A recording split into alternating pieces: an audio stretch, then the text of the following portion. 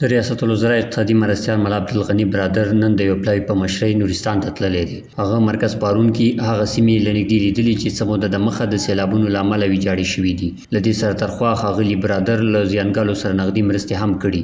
د نورستان له ځایي چارواکو د سیلاب ځپلو خلکو سره لیدنه کې ویلي حکومت یې تر څنګ ولاړ دی او په خبره یې ټول توان سره هڅه کوي چې لاسنیوی یې وکړي. دا ځای د افغانستان یو خاوره ده. تاسو د دې خاورې بچیان یاست. ټول افغانستان یو کور دی. دا جدایي نشته په مابین کې. نو تاسو ته یو اطمینان درکو چې کوم مشکلات معاون صاحب محترم بیان کړله دا په تدریج باندې انشاءالله کېدلی شي چې تاسو ټول مکافات په انشاءالله موږ اجرا کړو.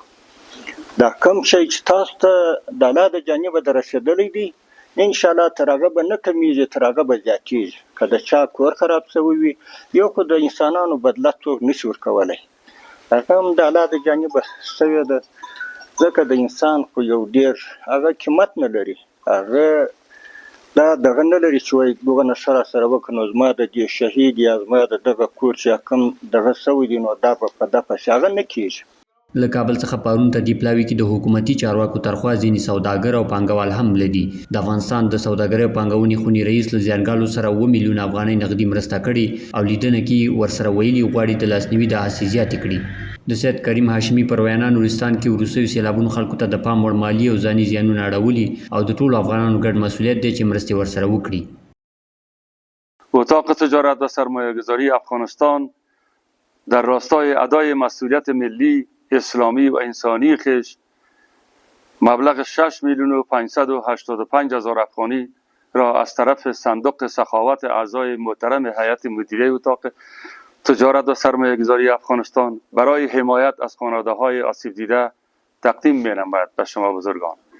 همچنان بنده به عنوان رئیس عمومی اتاق تجارت و به عنوان خادم سکتور خصوصی مبلغ 1 میلیون افغانی را از پول شخصی خود به نیت همدردی، همکاری و ادای مسئولیت در برابر هموطنان عزیز خود تقدیم می‌نمایم. همدې حال کې د نورستان ځایي چارواکي او سیلاب ځپلي خلک د ریاست الوزرا اقتصادي مرستیال له ورتګ مننه کوي او زیاتوي لا نور مرستې باید ورسره وکړي. پر وینا ښاغلي برادر دې سفر سره وښودله چې حکومت په هره کچه مرستې ته ولاړ دی او دوی قدرداني کوي. زه د نورستان ولایت د ادارې د نورستان د ولس او د خلکو په نمایندګۍ دوی ته ښه راغلاست وایم.